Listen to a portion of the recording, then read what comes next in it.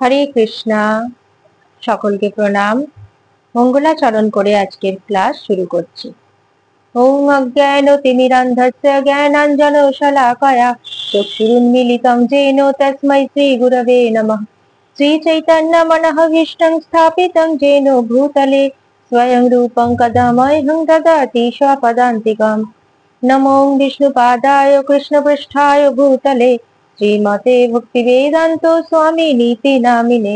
नमस्ते सरस्वते देवे गौरवाणी प्रचारिणे निर्विशेष शून्यवादी पाश्चात्य देशतारिणे। वाञ्छाकल्पतरुभ्यश्च कृपा सिन्धुभ्यो एव च पतितानां पावनेभ्यो वैष्णवेभ्यो नमो नमः। जय श्री कृष्ण चैतन्य प्रभु नित्यानंद श्री अद्वैत गदाधर शिवासादि गौर भक्त वृंद। हरे कृष्ण कृष्ण कृष्ण हरे हरे, हरे राम राम राम हरे हरे। मूकं करोति वाचालं पङ्गुं लङ्घयते गिरिं यत्कृपातमहं वन्दे श्रीगुरुं दीनतारिणं। परमानंद माधवं श्री चैतन्य ईश्वरं। हरि ओम तत्सत्। हरे कृष्ण। আমার পরম আরাধ্য গুরু মহারাজের চরণ কমলে আমার প্রণতি নিবেদন করি। জগৎগুরু শ্রীল প্রভুপাদের চরণ কমলে আমার প্রণতি নিবেদন করি। সমস্ত গুরু বৈষ্ণব এবং আচার্য বৃন্দের চরণ কমলে আমার প্রণতি নিবেদন করি এবং উপস্থিত সকল শ্রোতা এবং ভক্তবৃন্দের চরণে আমার প্রণতি নিবেদন করি। হরে কৃষ্ণ। আমরা শ্রীমদ্ ভগবদ গীতা বিষাদ যোগ প্রথম অধ্যায় আলোচনা করছি। আগের দিন আমরা 10 এবং 11 নম্বর শ্লোকটি আলোচনা করেছিলাম। 10 নম্বর শ্লোকের মাধ্যমে দুর্যোধন দ্রোণাচার্যের কাছে পাণ্ডব পক্ষের সৈন্য এবং কৌরবদের সৈন্য বাহিনীর মধ্যে একটি তুলনামূলক আলোচনা করেছিলেন। আর 11 নম্বর শ্লোকে তিনি অন্যান্য যোদ্ধাদের বলছেন যে তারা যেন ভীষ্মদেবকে সহযোগিতা করেন সর্বপ্রকার, কারণ ভীষ্মদেবের বয়স হয়েছে।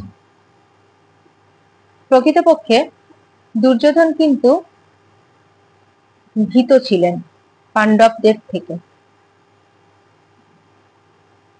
এবং তিনি আশঙ্কা করছিলেন যে ভীষ্মদেবের এবং দ্রোণাচার্যের অতি প্রিয় হলেন পাণ্ডবরা।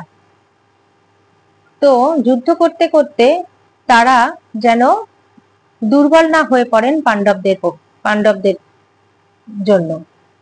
তো সেই কারণে তার মনে একটি আশঙ্কাও ছিল। এই যে তার মনের মধ্যে ভয়ের আশঙ্কা, পরাজয়ের হওয়ার আশঙ্কা, এগুলি ভীষ্মদেব কিন্তু বুঝতে পেরেছিলেন।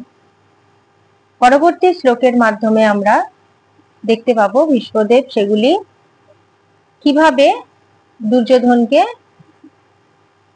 ভয় মুক্ত করছেন। 12 নম্বর শ্লোক।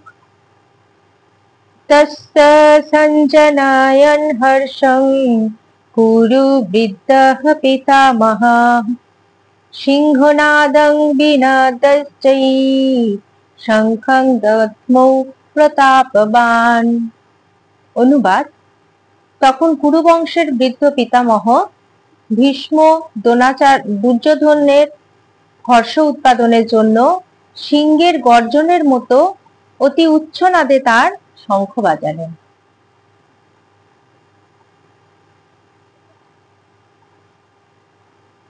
কুরু রাজবংশের পিতামহ ভীষ্মদেব দুর্যোধনের হৃদয়ে যে ভয়ের আশঙ্কা হয়েছে সেই ব্যাপারে তিনি কিন্তু বুঝতে পেরেছিলেন।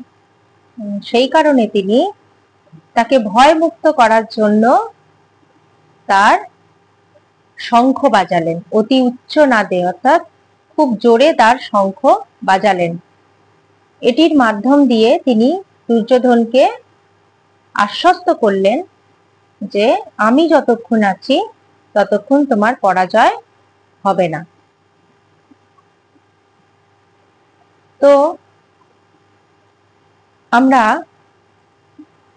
12 নম্বর শ্লোকের মাধ্যমে কিভাবে ভীষ্মদেব তার শঙ্খ বাজানোর মাধ্যমে দুর্যোধনকে আশ্বস্ত করছেন, সেটি আমরা দেখতে পেলাম। পরবর্তী 13 নম্বর শ্লোকে আমরা আজকে প্রবেশ করছি। ততঃ শঙ্কাশ্চ ভেজ্যশ্চ পানবানক গোমুখাঃ সহসৈবভয়ানন্তাঃ সপ্তস্তু মূলঃ ভবৎ। অনুবাদ: তারপর শঙ্খ, ভেরি, পনব, আনক, ঢাক ও গোমুখ শিঙাসমূহ হঠাৎ করে একত্রিত ধ্বনিত হয়ে এক তুমুল শব্দের সৃষ্টি করল। আগের শ্লোকে ভীষ্মদেব শঙ্খ বাজালেন যুদ্ধের আগে, যুদ্ধ শুরু হওয়ার আগে। তার শঙ্খ বাজানোর পর সঙ্গে সঙ্গে বিভিন্ন রকম বাদ্যযন্ত্র ধ্বনিত হয়ে উঠল একত্রিতভাবে। শঙ্খ, ভেরি, পনব, ঢাক, শিঙা ইত্যাদি। তো এখন আমাদের মনে হতে পারে যে যুদ্ধ করতে যাবে, তাতে আবার এত ঢাক ঢোল বাজানোর কি আছে, তাই না? প্রথমত, যুদ্ধ যারা করেন তারা কি? ক্ষত্রিয়। ক্ষত্রিয়দের প্রধান কাজ হচ্ছে যুদ্ধ করা, এটাই তাদের ধর্ম। যদি কেউ ক্ষত্রিয় হয়ে যুদ্ধ করতে অস্বীকার করেন, তবে তিনি তার ক্ষাত্র ধর্ম থেকে বিচ্যুত হন।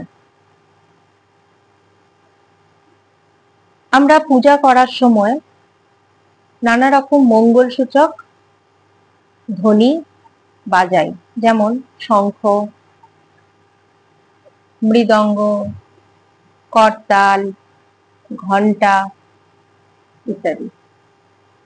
তো এগুলো হচ্ছে মঙ্গল সূচক বাদ্যযন্ত্র। ঠিক তেমনি ক্ষত্রিয়ের কাছে কিন্তু যুদ্ধ করাটা হলো পূজা করার সমান। তাই ক্ষত্রিয়রা যুদ্ধ করার আগে বিভিন্ন রকম বাদ্যযন্ত্র বাজিয়ে তারা সৈন্যবাহিনীকে এবং অন্যান্য যোদ্ধাকে উৎসাহ প্রদান করে। এই কারণেই আমরা দেখতে পাচ্ছি এখানে বিভিন্ন রকম বাদ্যযন্ত্র বেজে উঠছে। আজ আমরা 12 এবং 13 নম্বর শ্লোকটি আলোচনা করলাম। পরবর্তী শ্লোক থেকে আমরা দেখতে পাবো পাণ্ডবদের বিভিন্ন রকম শঙ্খের বর্ণনা, বাদ্যযন্ত্রের বর্ণনা। হরে কৃষ্ণ, প্রণাম, সবাই ভালো থাকবেন।